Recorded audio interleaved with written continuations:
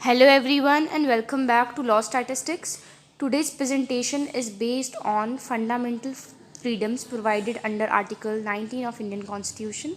Article 19 Clause 1 of the Constitution guarantees certain fundamental rights subject to the power of the state to impose restriction on the exercise of those rights. Freedom of speech and expression.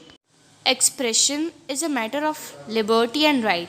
The liberty of thought and right to know are the sources of expression. Free speech is live wire of the democracy. Freedom of expression is integral to the expansion and fulfillment of individual personality. Freedom of speech and expression. Milton, in his Areopagita, says that without this freedom, there can be no health in the moral and intellectual life of either the individual or the nation. The freedom of speech and expression is required to fulfill the following objective: to discover truth, non self fulfillment, democratic value, and to ensure pluralism.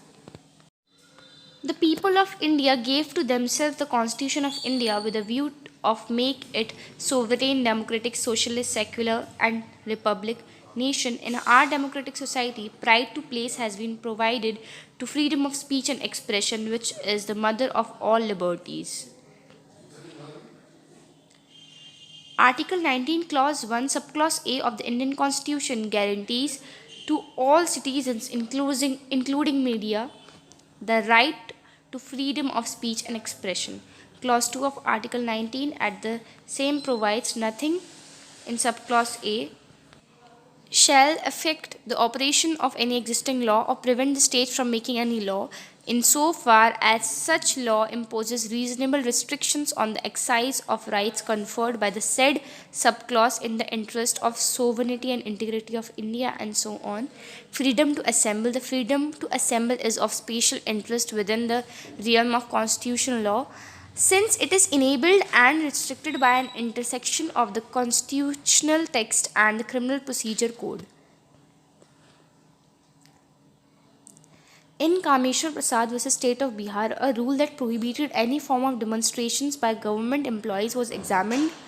The court reasons that a government servant did not lose her fundamental rights and that the rules by prohibiting both orderly or disorderly demonstration violate Article 19. Article 19, Clause 3 of the Constitution provide that nothing in the right to assemble peacefully shall affect the operation of any existing law in so far as it imposes or prevents the state from making any law imposing in the interest of sovereignty and integrity of India.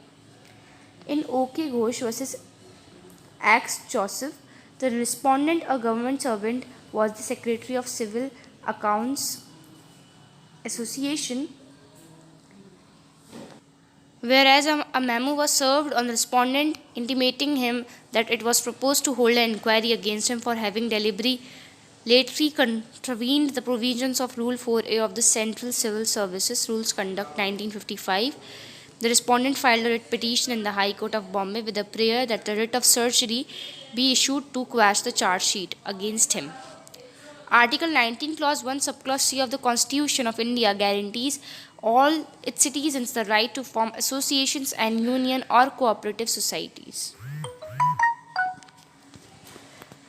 The respondent Joseph also contended that Rule 4A and 4B were invalid as they contravene the fundamental rights guaranteed to him under Article 19, Clause 1, Subclause A, Subclause B, Subclause C, and Subclause G.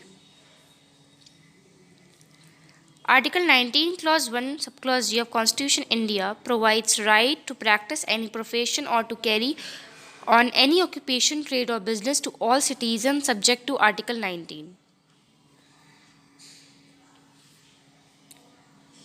The Supreme Court held that Rule 4A, insofar as it is prohibited the demonstration of employees, was violative of fundamental rights guaranteed by our Indian Constitution in Article 19, Clause 1, Subclause A and Subclause B.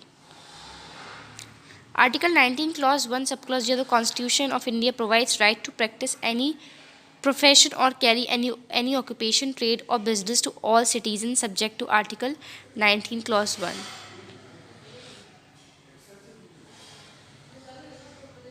Keeping in view of controlled and planned economy, the Supreme Court in series of cases upheld the socially controlled legislation in the light of directive principles, and the activities of private enterprises have been restricted to a great extent.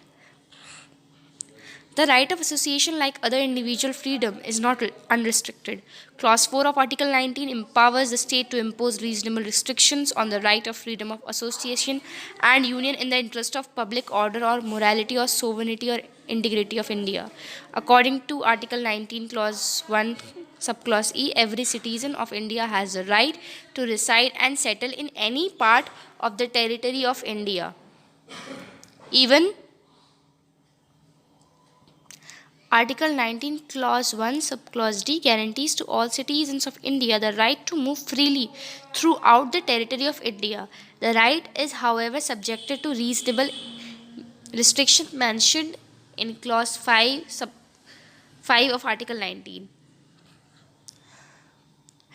That's all for the presentation for today. Thank you and have a great day ahead.